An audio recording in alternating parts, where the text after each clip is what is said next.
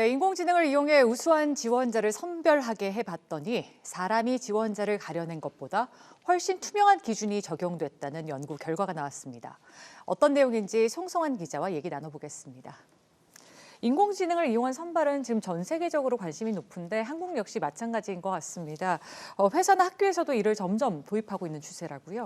네, 맞습니다. 인공지능을 활용한 채용 범위가 회사에서 학교 등 점점 범위가 넓어지고 있는데요. 네.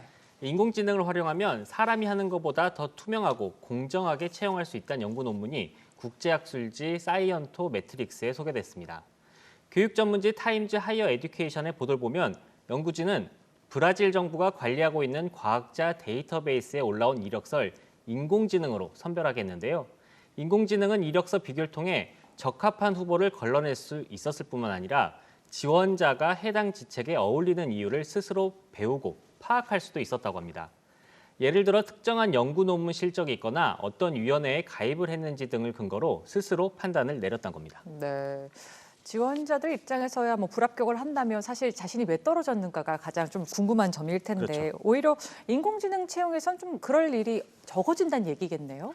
그렇습니다. 인공지능의 최상위로 평가되는 이력서들을 입력해서 선별해봤더니 사람마다 가지고 있었던 암묵적인 기준이 명확히 드러났고 이걸 지표로서 설명해줬던 겁니다.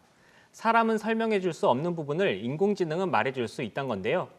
하지만 연구진은 좋은 이력서를 입력하는 건 결국 사람이 해야 하는 일이기 때문에 인공지능에 사람의 편견이 반영되는 걸 주의해야 한다고 조언했습니다. 네. 이를테면 좋은 예시로 입력한 이력서들이 특정 인종이나 출신 지역 등을 평가 근거로 삼았다면 그 내용을 인공지능이 고스란히 학습한다는 건데요. 따라서 논문에서는 인공지능을 활용하더라도 사람이 적절하게 개입하는 게 필요하다고 강조했습니다. 네. 결국은 사람을 쓰고 사람이 하는 일이잖아요. 정성적인 평가가 얼마나 잘 이루어질지가 좀 관건일 것 같습니다. 자, 다음은 미국 소식 살펴보죠. 한 대학에서 방역 수칙을 제대로 지킨 대학생들에게 포상금을 주기로 했다고요? 네, 그렇습니다. 미국 대학생들에게 봄방학은 하고 싶은 걸 마음껏 하는 시기라고 해서 여행을 가거나 며칠씩 파티를 벌이는 일이 흔하다고 하는데요. 예. 하지만 지금 같은 시국엔 정말 맞지 않은 문화겠죠. 그래서 캘리포니아에 있는 UC 데이비스가 봄방학 기간 방역 수칙을 지키며 지역에 머문 학생들에게 인센티브, 바로 돈을 지급하기로 했다고 LA타임즈가 보도했습니다.